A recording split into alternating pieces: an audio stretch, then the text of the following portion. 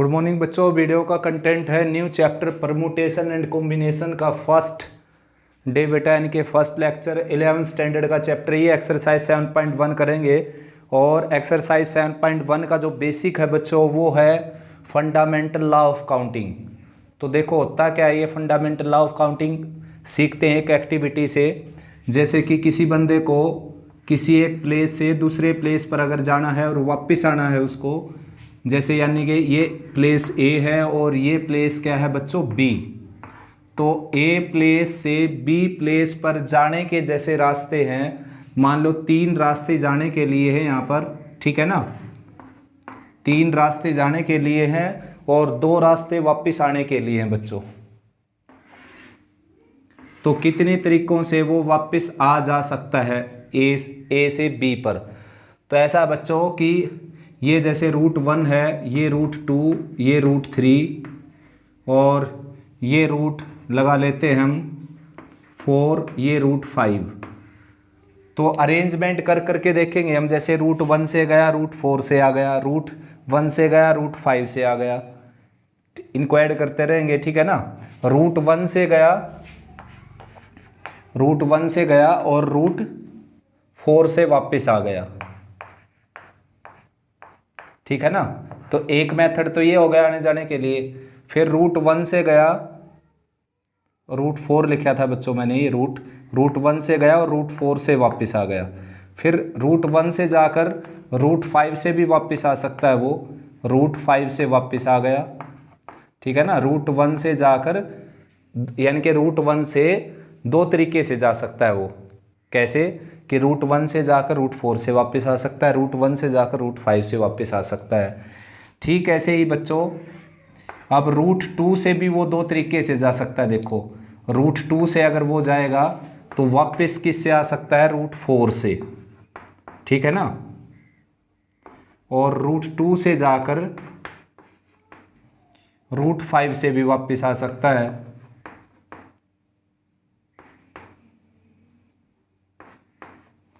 उसके बाद plus root 3 से अगर वो जाए वहाँ पर बी प्लेस पर जाए रूट 3 से, तो रूट 4 से वापस आ सकता है बच्चों। ठीक ऐसे ही रूट अगर 3 से जाए तो रूट 5 से वापस आ सकता है वो। अब देखिए आप 1 2 3 4 5 6 मेथड हो गए आने जाने के लिए। यानी कि किसी बंदे को अगर ए प्लेस से बी प्लेस पर जाना है और वापस आना है और 3 रूट जाने के लिए हैं और 2 रूट आने के लिए हैं, तो टोटल मैंने मतलब एक्टिविटी करके दिखा दिया आपको, टोटल एग्जाम्पल दे दिया, सभी केसेस आपके सामने हैं। तो ये टोटल वेज हो गए आने जाने के लिए, टोटल वेज ये हो गए बच्चों 6, ठीक है ना। अब फंडामेंटल लॉ ऑफ काउंटिंग से क्या करेंगे हम, देखो 3 वेज तो जाने के हो गए और 2 वेज आने के हो गए, तो भाई आंसर कितना आ गया 6 वेज। यानी कि क्वेश्चंस को ऐसे सोल्व करेंगे हम, ऐसे करके नहीं दिखाएंगे एक एक वे को आपके सामने। यानी कि किसी भी जो रिक्वायरमेंट करता है कि भाई ए से बी प्लेस पर आने जाने के कितने तरीके हैं किसी बंदे के पास, अगर जाने के रास्ते 3 हो आने के रास्ते 2, तो बच्चों इस तरीके से हम करके दिखाएंगे। Number of ways from A to B is 3, number of ways from B to A is 2, therefore number of ways going to B and returning to A are 3 × 2 that is 6 ways. तो ये है बच्चों fundamental law of counting. अब सबसे पहले आप wait करते होगे इसकी डेफिनेशन की, क्योंकि चैप्टर का नाम है परमुटेशन कॉम्बिनेशन, उसका तो जिक्र हुआ ही नहीं यहाँ पर। तो भाई परमुटेशन कॉम्बिनेशन में जो सबसे पहली बात आती है वो आती है फंडामेंटल लॉ ऑफ काउंटिंग। इसके बाद ही हम परमुटेशन और कॉम्बिनेशन के बारे में बात करेंगे। फिलहाल थोड़ा सा आइडिया दे देता हूँ। परमुटेशन क्या है बच्चों, अरेंजमेंट, चीज़ों को अरेंज करना, ठीक है ना। When there are n different things are given taking r at a time and place is determined, यानी कि प्लेस की वैल्यू हो वहाँ पर, उसको बोलते हैं permutation arrangement. When there are n different things are given taking r at a time and place is not determined, यानी कि प्लेस की कोई वैल्यू ना हो, उसको बोलते हैं कॉम्बिनेशन, यानी कि ग्रुप बनाना। जैसे ए बी का ग्रुप बना दिया तो बी ए को बनाने की जरूरत नहीं है, ए बी ए में से एक ही रहेगा, ठीक है ना। और परमुटेशन में प्लेस की वैल्यू होती है।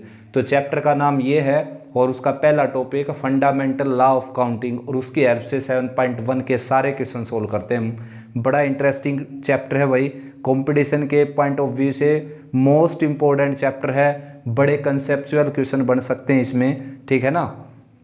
और साथ साथ ये आप सीख लेना, यहाँ पर परमुटेशन कॉम्बिनेशन अगर आपने अच्छे से कर लिया तो आपकी प्रोबेबिलिटी बहुत स्ट्रॉन्ग हो जाएगी, ठीक है ना।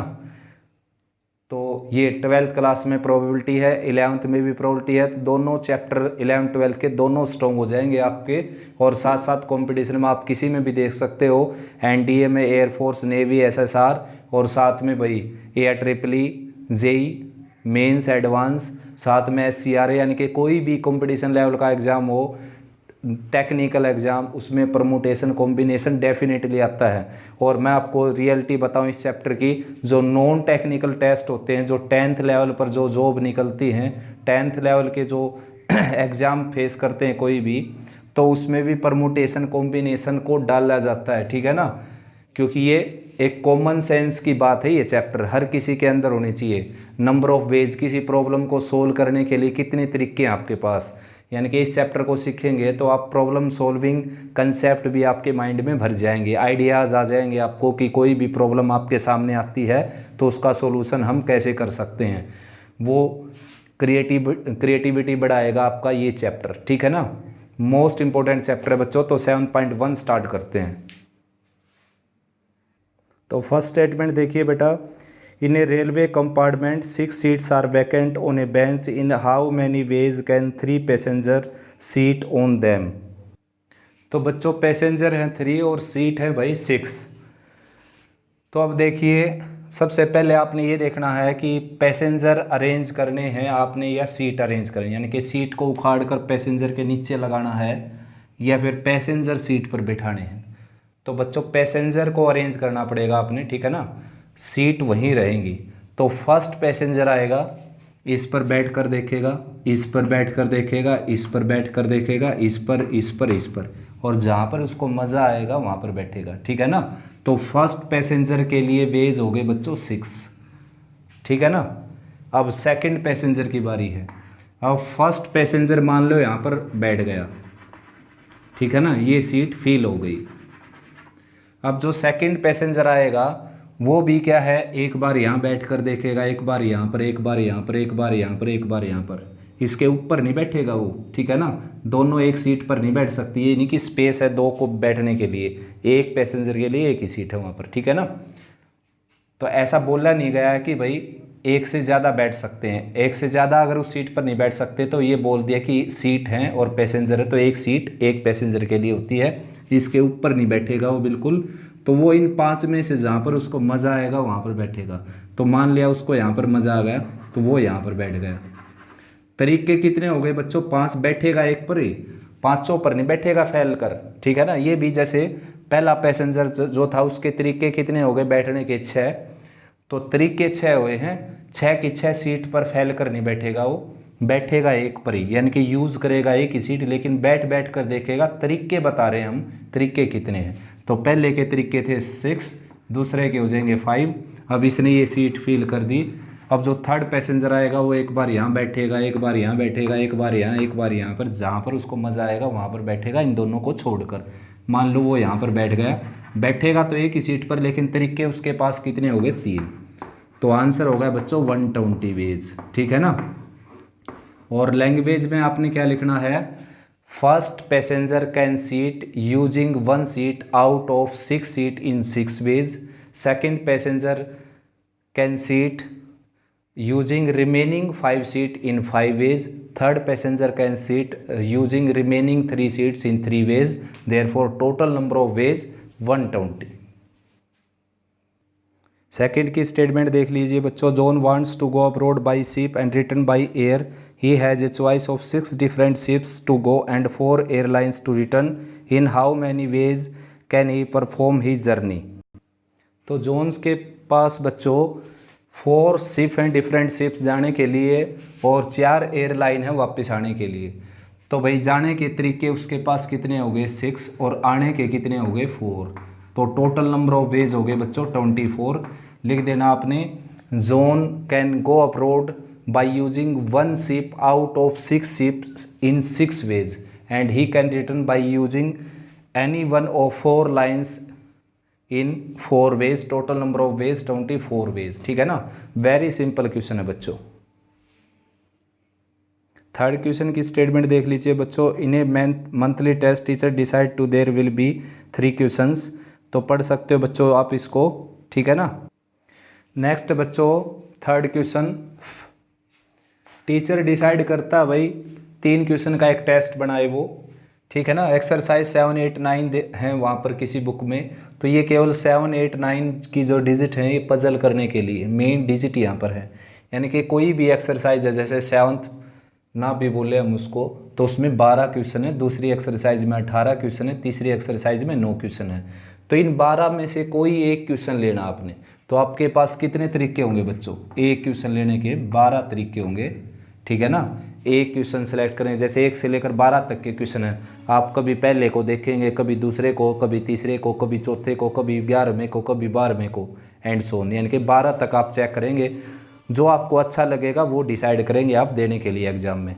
तो इसी तरीके से ये टीचर भी क्या है, एक्सरसाइज 7 से एक क्वेश्चन लेने के उसके पास तरीके हैं 12। Therefore number of veg to select 1 questions out of 12 questions of exercise 7th, he has 12 ways. Similarly, 1 questions from exercise 8th having 18 questions are number of ways 80। यानी कि एक्सरसाइज 8 से एक क्वेश्चन सेलेक्ट करने के पास, एक क्वेश्चन सेलेक्ट करने के लिए टीचर के पास तरीके हैं 18। ठीक ऐसे एक्सरसाइज 9 से एक क्वेश्चन सेलेक्ट करने के टीचर के पास है 9 तरीके, ठीक है ना। तो इन सब का प्रोडक्ट करेंगे बच्चों, आ जाएगा आपका आंसर 1944। यानी कि टोटल नंबर ऑफ वेज हो गए इतने। लैंग्वेज बिल्कुल सिंपल लिखनी है, बुक वाली लैंग्वेज लिखने की ज़रूरत नहीं है आपको किसी भी बुक से। मैं जो बताने लग रहा है वो लैंग्वेज सिंपलेस्ट लैंग्वेज है बच्चों। ये है कि number of ways of taking 1 questions of exercise 7 in are 12 ways. या फिर इसके बाद, इसके अलावा ये लाइन बोलना चाहते हैं आप, number of ways to select 1 questions of exercise 7th having 12 questions are 12 ways. To select 1 questions from exercise 8th having 18 questions are 18 ways. To select 1 questions out of 9 questions of exercise 9th are 9 ways. And total number of ways 1944, यानी कि 1944। Fourth question देख लीजिए बच्चों। There are 4 routes between Delhi and मुंबईज। इन how many different ways can a man go from Delhi to Mumbai return if there is any of the routes is taken, the same route is not taken. Next बच्चों fourth question, Delhi से मुंबई जाने आने के लिए बच्चों 4 root हैं, और किसी पैसेंजर को दिल्ली से मुंबई जाना है, वापस आना है, तो उसके पास कितने तरीके हैं आने जाने के लिए? तो 2 केस हैं बच्चों। Any routes, any out of routes is taken, यानी कि कोई भी रूट यूज़ किया जा सकता है। तो सिंपल बात है, 4 तरीके जाने के हो गए और 4 वापस आने के हो गए, तो 16 वेज हो गए, ठीक है ना। तो आपने लैंग्वेज में लिखना है कि he can go from Delhi to Mumbai in using 1 route out of 4 routes in 4 ways, and for returning he can use any one route out of 4 routes in 4 ways, then total number of routes ways are 16 ways। ठीक है ना, बिल्कुल simple है बच्चों, बहुत ज़्यादा simple. अब की बार एक कंडीशन है कि सेम रूट को यूज़ नहीं किया जा सकता, यानी कि मान लो कोई बंदा यहाँ से चला गया अगर, तो वापस इससे नहीं आना, क्योंकि वो यहाँ से कुछ शरारत करके गया भाई, आते समय उसकी पिटाई होगी। तो यहाँ से चला गया, तो जाने के तो इसके पास भी 4 तरीके हैं। देखो यहाँ से जा सकता है, यहाँ से, या यहाँ से, या यहाँ से। आने के लिए क्या, जहाँ से गया था वहाँ पर कुछ न कुछ गड़बड़ करके निकला है वो, तो इस रूट से वो वापस नहीं आ सकता, आएगा तो उसकी पिटाई होगी। इसका मतलब आने के रास्ते कितने बच गए? 3। तो टोटल नंबर ऑफ वेज हो गए बच्चों 12 वेज, ठीक है ना। लैंग्वेज बहुत सिंपल है। He can go from Delhi to Mumbai using 1 routes out of 4 routes in 4 ways, since for returning he cannot use the same route, therefore he can return using 1 route out of remaining 3 routes in 3 ways, total number of ways 12 ways। Next बच्चों 5th question, from a committee of 8 person in how many ways we choose a chairman and vice chairman assuming 1 person can't hold the same position. ठीक है ना, तो statement note कर सकते हो बेटा। Start. तो भाई टोटल पर्सन है 8 और एक को चाहिए चेयर, यानी कि कोई इलेक्शन लगा लेते हैं। ये चेयरमैन की कुर्सी है और ये वाइस चेयरमैन की कुर्सी है, तो सबसे पहले झगड़ा इस कुर्सी के लिए होगा और इसको फिल करने के अपने पास तरीके हैं 8। हर कोई बंदा चाहेगा कि मैं भी चेयरमैन बन जाऊं, मैं भी बन जाऊं, ठीक है ना। तो इस कुर्सी को फिल करने के लिए आपके पास तरीके हैं 8। आया समझ में।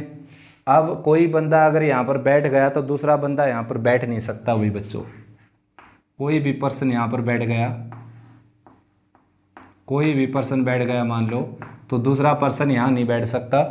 तो अब कितने बच गए आपके पास? 7। ठीक है ना, क्योंकि ये अगर यहाँ पर बैठ गया तो ये यहाँ पर भी नहीं बैठेगा। इस कुर्सी के लिए केवल 7 कैंडिडेट होंगे, क्योंकि जो चेयरमैन की कुर्सी जिसको मिल गई वो वाइस चेयरमैन की पर क्यों जाएगा। ठीक है ना, लिखने की भी जरूरत नहीं थी बुक वाले ने ऐसा। तो लिखा भी हुआ है कि एक कुर्सी पर एक ही बंदा बैठ सकता है, एक पोजीशन को एक ही होल्ड कर सकता है। अब इस वाइस चेयरमैन को फिल करने के लिए अपने पास 7 बंदे हैं, तो टोटल नंबर ऑफ वेज हो जाएंगे 56 वेज। तो लैंग्वेज में आपने केवल ये लिखना है to fill chairman post we have total number of ways are 8। Now to fill vice chairman post we can use 7 remaining 7 person in 7 ways, therefore total number of ways are 56 ways। 6 question की statement देख सकते हो बच्चों। तो भाई statement जैसे आपने पढ़ी, स्टेटमेंट में है बच्चों कि 12th क्लास के 4 सेक्शन हैं। क्वेश्चन नंबर ये है 6th। तो क्लास 12th में 4 सेक्शन हैं और प्रत्येक सेक्शन में 40 स्टूडेंट हैं। तो प्रत्येक सेक्शन से एक बच्चा सेलेक्ट करना आपने। ठीक है ना, तो भाई इस सेक्शन से एक बच्चा अगर सेलेक्ट करेंगे तो अपने पास नंबर ऑफ वेज है 40, यानी कि 40 बच्चों पर नज़र जाएगी, जो अच्छा लगेगा उसको सेलेक्ट किया जाएगा। ठीक ऐसे ही, यानी कि जो काबिल होगा। ठीक है ना, ठीक ऐसे ही बी सेक्शन से कोई भी एक बच्चा सेलेक्ट करेंगे तो 40 वेज हो जाएंगे। सी सेक्शन से भी एक बच्चा सेलेक्ट करेंगे 40 वेज हो जाएंगे। डी सेक्शन से भी एक बच्चा सेलेक्ट करेंगे 40 वेज हो जाएंगे। इन सब का प्रोडक्ट करेंगे बच्चों 4 का प्रोडक्ट हो जाएगा 256 और 40 ऑलरेडी है यहाँ पर, तो ये आ जाएगा आपका आंसर। और लैंग्वेज में आपने लिखना है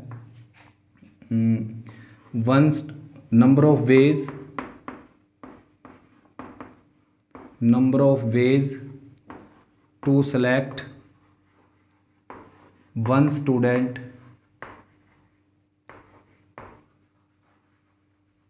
फ्रॉम फर्स्ट सेक्शन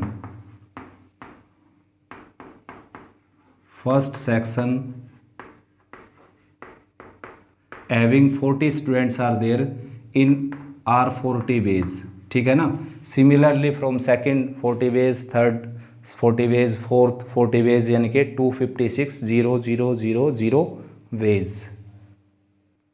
7th की स्टेटमेंट देख सकते हो बच्चों। A team consist of 6 boys and 4 girls and so on. Next बच्चों 7th क्वेश्चन, टीम ए के अंदर बॉयज़ हैं 6 और गर्ल्स हैं बच्चों 4 और टीम बी में 5 और 3। तो भाई सिंगल मैच बताने आपने कितने होंगे जब boys against boy play game होगा और गर्ल्स का गर्ल्स के साथ होगा, यानी कि इन 6 लड़कों का इन 5 लड़कों के साथ गेम होगा और इन 4 लड़कियों का इन 3 लड़कियों के साथ गेम होगा। तो भाई बॉयज़ के गेम हो जाएंगे बच्चों 6 5 जा 30। ठीक है ना, और गर्ल्स के गेम हो जाएंगे 12 और इन दोनों को ऐड करना पड़ेगा बच्चों। ठीक है ना, यानी कि 6 की और 5 की मल्टीप्लाई, क्योंकि हमने fundamental law of counting use किया। ठीक है ना, 6 लड़के हैं, यहाँ पर 5 लड़के हैं।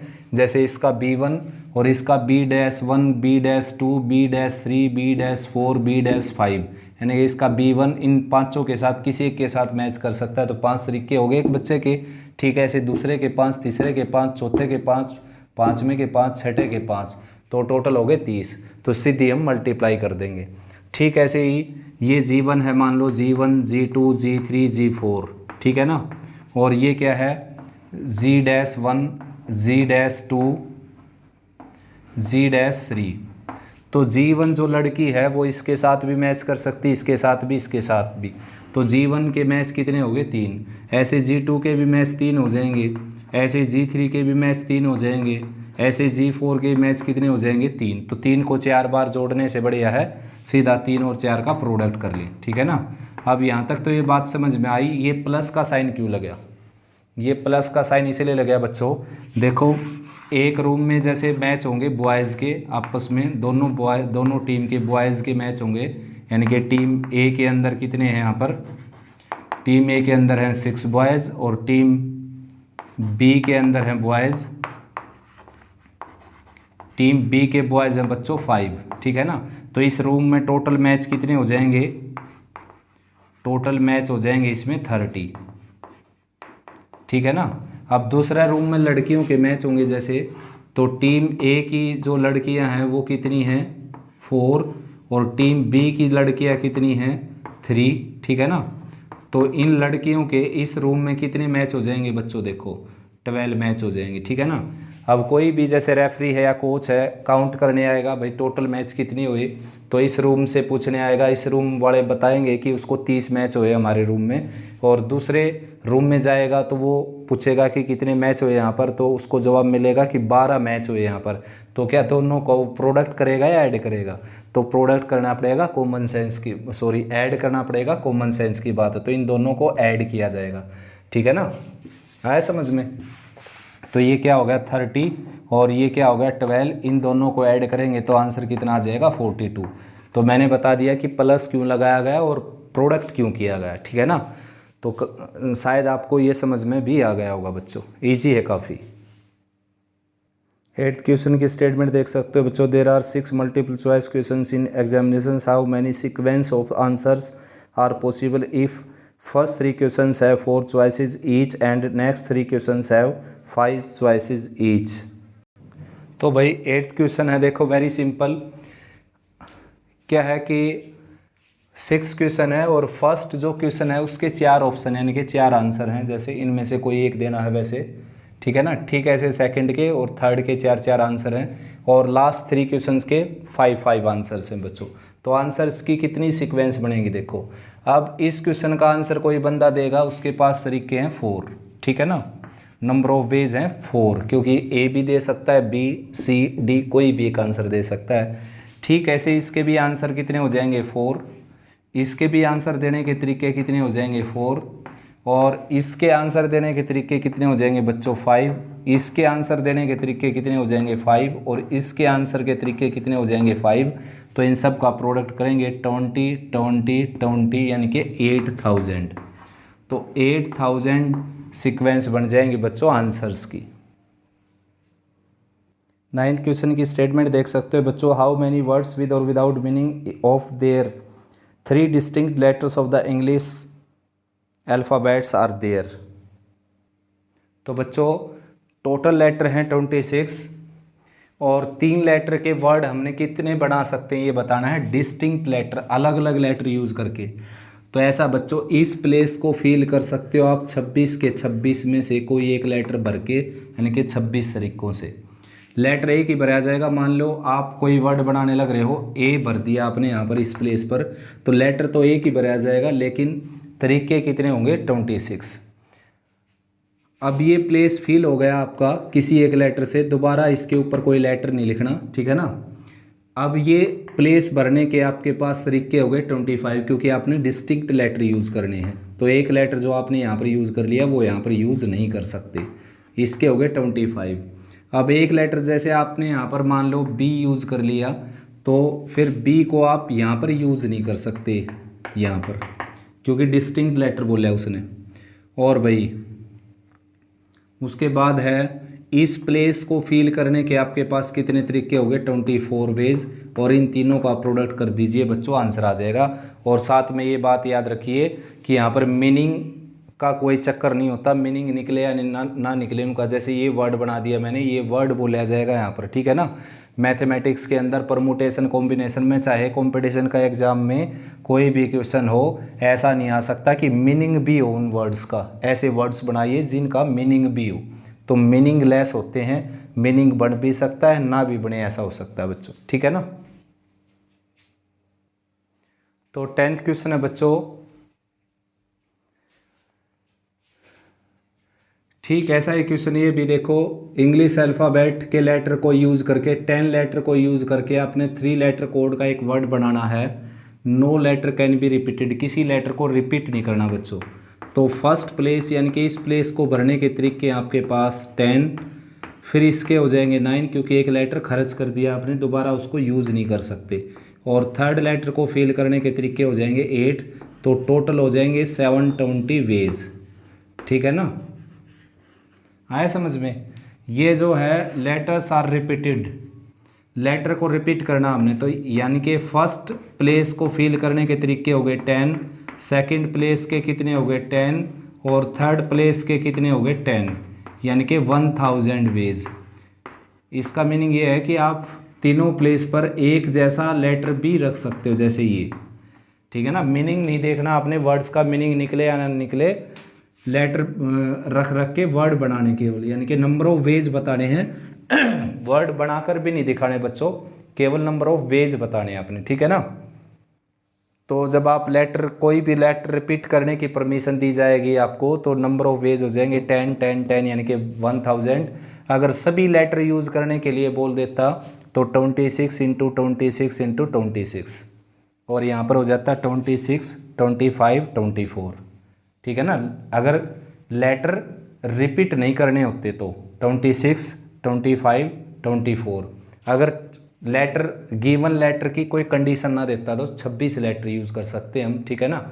और रिपीटेशन और नॉन रिपीटेशन के बारे में बात बताऊँ मैं आपको, जब तक ना लिखा जाए जब तक आप रिपीट कर सकते हो लेटर्स को, ठीक है ना। जैसे यहाँ पर लिखा हुआ है कि सेम लेटर को रिपीट नहीं कर सकते, सेम लेटर को रिपीट कर सकते हो, यहाँ पर तो क्लियर कर दी उसने पिक्चर। अगर कुछ भी ना बोला जाए रिपीट करना या नहीं करना है, तो आपने रिपीट करना है। क्यों? क्योंकि आपने आंसर ज़्यादा से ज़्यादा देने, ज़्यादा से ज़्यादा वेज बताने, तो ज़्यादा से ज़्यादा वेज तभी आएंगे जब आप लेटर रिपीट करेंगे। तो बच्चों इस वीडियो में इतना ही भाई, उम्मीद करता हूँ आपको अच्छा समझ में आया। फिर भी कोई प्रॉब्लम है बच्चों तो आप कमेंट सेक्शन में लिख सकते हो बेटा। और ये चैनल अगर आपने सब्सक्राइब नहीं किया है तो प्लीज़ सब्सक्राइब कर लीजिए।